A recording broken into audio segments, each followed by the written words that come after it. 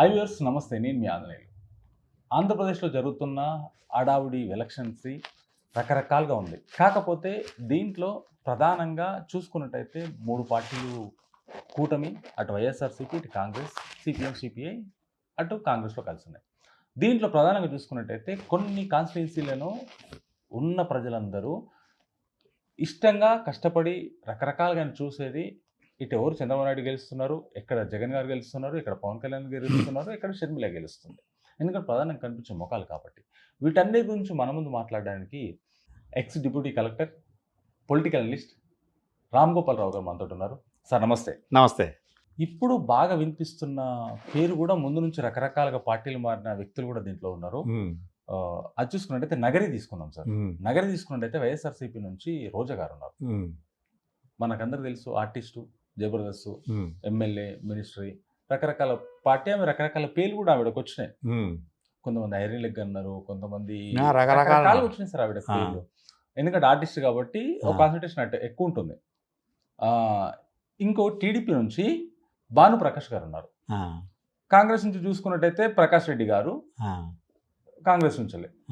ఈ ముగ్గురిట్లలో ఎవరు గెలిచే అవకాశం ఉందంటారు? కుప్పం నుంచి రోజా మళ్ళీ ఆవిడ గెలిచి మళ్ళీ పొజిషన్లో కూర్చునే అవకాశం ఉందంటారా, లేదంటారా?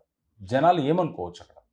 ఇప్పుడు జనాలు ఏంటంటే అక్కడ యాదవ్ది కాంగ్రెస్ది అంత ఈజీ కాదు గెలవడం అన్నది. కాంగ్రెస్ వాళ్ళు హోప్స్ పెట్టుకోవడం కూడా అది వేస్ట్. అది కాకపోతే ఇక్కడ వైఎస్ఆర్సీపీ స్కీమ్స్తోని రోజా బయటపడాలి. కానీ మొన్న రీసెంట్గా చూసుకున్నట్టయితే లోకల్ ప్రజలే రివర్స్ అవుతున్నారు. రివర్స్ అయితే అది ఉంటుంది ట్రెండ్. ఇప్పుడు ఏముంటుంది ఆంజనేయులు గారు, రివర్స్ ఇప్పుడు మోడీ మీద ఇంత మొత్తుకుంటున్నారు, కాంగ్రెస్ ఇంత దుష్ప్రచారం చేస్తున్నారు, అబద్ధాలు చెప్తున్నారు. మొన్న ఇక్కడ గంతదాకేందుకు ఇక్కడ కూడా కాంగ్రెస్ మీద ఇదే టీఆర్ఎస్ రకరకాల అబద్ధాలు చెప్పింది, బీజేపీ మీద అబద్ధాలు చెప్పినంత మాత్రాన ప్రజలు ఎటేయాలని అటు వేసారు కదా. అక్కడ ఏదైతే ఉందో ఓటరే రాజు. ఇక్కడ ఓటరే మహారాజు కాబట్టి ఓటర్ ఎటు డిసైడ్ చేస్తే అటు ఉంటుంది. మెజార్టీ ఓటర్స్ ఎక్కడ పోతారు అన్నది ఇంపార్టెంట్. ఇక్కడ ఆమెకు రోజాకు ఏదైతే ఉందో అడ్వాంటేజు, కూటమిలా ఉన్న క్యాండిడేట్ ఎవరైతే ఉన్నారో బీజేపీ, టీడీపీ, జనసేన కూటమి, ఇక్కడ ముస్లిమ్స్ కానీ క్రిస్టియన్స్ కానీ వైఎస్ఆర్సీపీ అవకాశం కాదు, వస్తారు.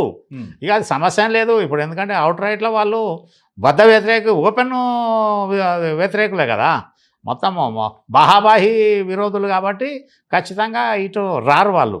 వీళ్ళు ఎంత ప్రయత్నం చేసినా చంద్రబాబు నాయుడు టీడీపీని, జనసేనను, బీజేపీని యాక్సెప్ట్ చేయరు. బీజేపీ కూడా ఒక పిల్ల పార్టీ లెక్కనే, ఇక్కడ తోక పార్టీ ఇక్కడ. కాకపోతే ఏంటంటే బీజేపీతో పొత్తు పెట్టుకొని చంద్రబాబు నాయుడుకి అదొక మైనస్ పాయింట్ ఒకటి. చంద్రబాబు నాయుడు కూడా ఏజ్ అయిపోయింది కదా, ఏజ్డ్ అయిపోయింది ఒకటి. కొడుకు కూడా అనుకున్నంత ఏదైతే ఉందో సామర్థ్యంతో ముందుకు పోయే పరిస్థితిలో లేదు కాబట్టి తెలుగుదేశంకు అంత మళ్ళీ పూర్వవైభవం వచ్చుడు అంత ఈజీ టాస్క్ కాదు. వచ్చే అవకాశం లేదంటారు అక్కడ? వచ్చుడు అంటే ఎడ్జ్ మీద ఉండొచ్చు. మనం ఎట్లా అంటే ఇప్పుడు 175లో 75 వచ్చినా కూడా లాభం ఏముంటుంది, మళ్ళీ ఇళ్ళకెళ్ళ జంప్ అవుతారు. విన్నారా ఆంజనేయులు గారు? పార్టీ మారుతారు మళ్ళీ గెలవంగానే. ఇక్కడ తెలంగాణలో ఎట్లా అంతా ఇంతకుముందు చంద్రబాబు నాయుడు పీరియడ్లో కూడా వైఎస్ఆర్సీపీ వాళ్ళకి పోయారు. వైఎస్ఆర్సీపీ రూలింగ్ రాగానే టీడీపీ వాళ్ళు ఇళ్ళకి రావడం జరిగింది. పార్టీలు మారడం ఇప్పుడు గతంలో ఇప్పుడు షర్ట్లు మారినట్ట ఈజీ అయిపోయింది కాబట్టి అందుకోసం పార్టీ అంత ఈజీ కాదు.